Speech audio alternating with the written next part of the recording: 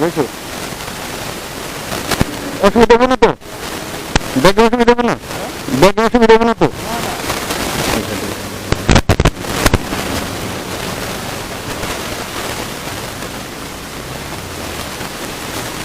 শিবচর থেকে আমার কাজিন চালাই আসছে, আমি পিছনে বসে ব্লগিং করছি। এখন এখন আমি নিলাম বরিশালের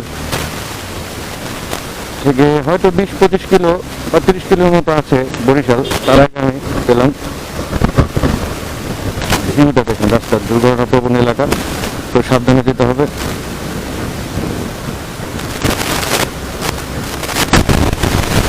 ঢাকা থেকে আমি শিবচর পাঁচটা করে আমি ওখান থেকে আমার কাজিনকে নিয়ে আমি পিছনে বসে ব্লগিং করছি, দেখছেন আপনারা ভিডিওতে।